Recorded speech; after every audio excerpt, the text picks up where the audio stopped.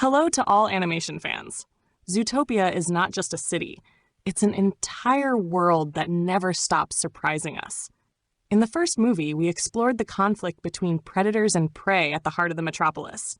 In the second, we were introduced to mysterious reptiles. But what comes next? My name is Oksana. I'm an artist with a background in psychology, and I analyze films not only from a psychological perspective, but also from an artistic one. Zootopia 3 has every chance to take the franchise to a whole new level, and this time, quite literally, because based on all the hints from the second movie, we may finally see those we haven't met yet. Birds. But why them? Let's be honest, it's strange that in a world of mammals, we still haven't seen a single flying resident. The third movie could introduce us to Aviapolis, a high-altitude district, or even a floating city where mammals are not allowed without special permission. According to recent leaks, Judy and Nick will face a case that goes beyond their usual jurisdiction. It could be the theft of a valuable artifact that can only be transported by air, or even a diplomatic conflict between ground dwellers and birds. All of this will lead to the discovery of a completely new world. Advanced technologies, magnetic lifts, thermal air currents instead of roads, and entirely new architecture. At the same time, there could be a clash of mentalities. Birds might see mammals as grounded in both a literal and metaphorical sense, creating a perfect mix of humor and social drama. Or we might once again see social issues within bird society itself, such as discrimination against crows. But let's go even further.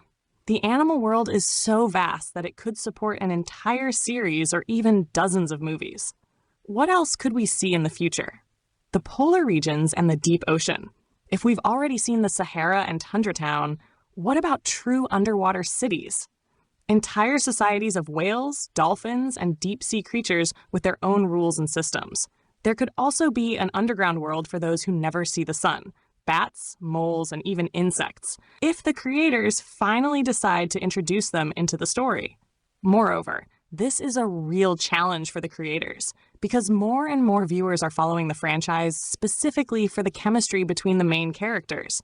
Will the directors dare to deepen the relationship between Nick and Judy?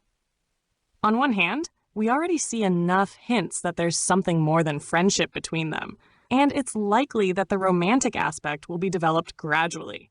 On the other hand, if the creators stop at hints, it could negatively affect audience perception, making the story feel stagnant.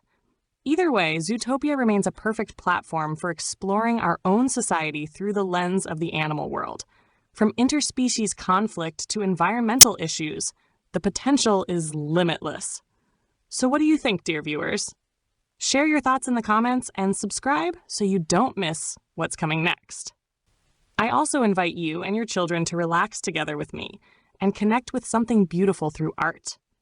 If you join with your kids, it can become a lifelong memory, a small piece of light in these dark times. What do I offer? I will teach you how to understand art. I will explain the difference between a simple drawing and a true work of art. This is not about basic painting lessons you can find everywhere or step-by-step tutorials that are already widely available for free on YouTube. These are lessons on the level of art criticism, presented in a way that is accessible even for children. For example, you will find answers to questions like, why are some paintings not beautiful, yet extremely expensive? Why didn't painting disappear after photography was invented? Why do people still buy paintings instead of just printing photos? What are the criteria that distinguish a simple drawing from a work of art?